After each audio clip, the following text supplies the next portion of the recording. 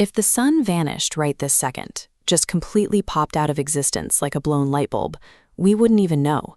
The Earth wouldn't immediately fly off into the frozen dark. We would continue happily orbiting a ghost sun, an empty patch of space, for exactly 8 minutes.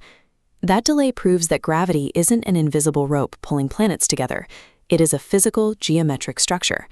Think of the universe as a giant block of dense acoustic foam. A star compresses that foam, and a planet simply rolls along the path of least resistance created by that compression. Gravity is geometry. Now, consider the impulse that makes you sacrifice your comfort for a friend, or why you feel deep resonance with a piece of music. What if those emotions are interacting with that exact same kind of physical, geometric structure? We usually separate the cold mathematical laws of the cosmos from the messy reality of human emotion. But when you look at the architecture of the vacuum, those two categories might actually occupy the same container. The entire universe is an active, curving medium that dictates exactly how both planets and human beings move. When we point our telescopes at galaxies like this one, the rotation curves are totally wrong.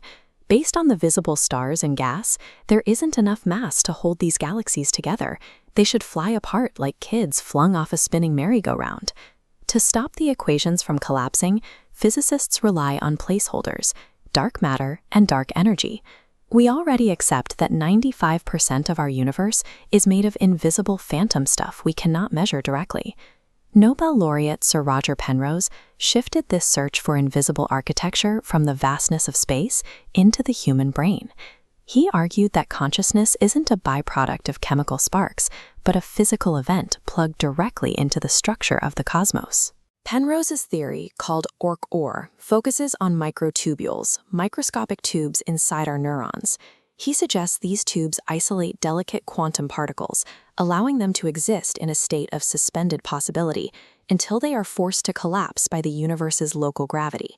That snap from possibility into a single state is a unit of conscious thought.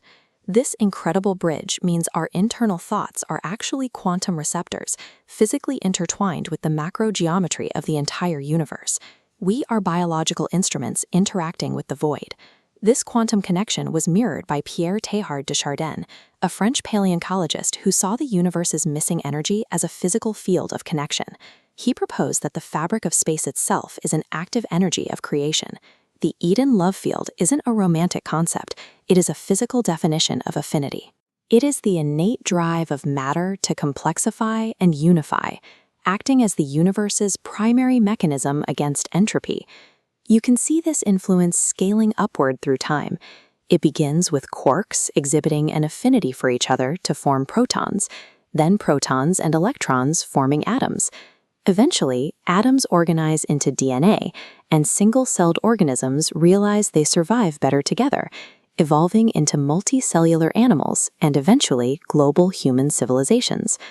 Under this model, an act of selfless sacrifice follows the exact same mechanical logic as an apple falling to the earth. In both cases, a mass simply conforms to the geometric curvature of the space it inhabits. Empathy is physics operating at the level of consciousness. Critics argue that if this field is real, we should be able to measure it with a machine. But a century ago, quantum mechanics sounded like magic for the same reason. We lacked instruments to detect the microscopic world, but that didn't mean the particles weren't there. The human nervous system, refined over billions of years, is the instrument uniquely calibrated to detect this field. When we experience deep resonance or bonding, our biology physically reacts, flooding the brain with neurochemicals like oxytocin and dopamine to facilitate affinity. We see the evidence in gamma wave synchronization. When two people deeply empathize, their brainwaves physically align, matching peaks and valleys until they vibrate at the exact same frequency. Their biology falls into resonance with the space between them. Iron filings prove a magnetic field exists by arranging themselves into curved lines. Our brainwave synchronization serves the same purpose. It is the physical data point proving our interaction with a cosmic field of affinity. If mass warps the foam of space-time to create gravity, then focused consciousness warps the Eden love field. By sustaining a specific thought, you localize energy in the field, creating a belief frequency that alters the local geometry around you. This brings us to the bank account paradox.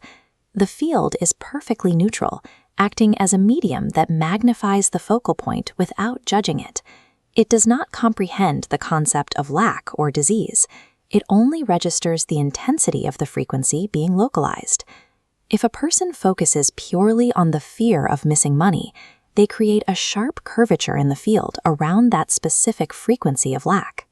Because the field is a medium of affinity, it naturally draws like frequencies toward that dip, delivering more of the physical experience they focus on.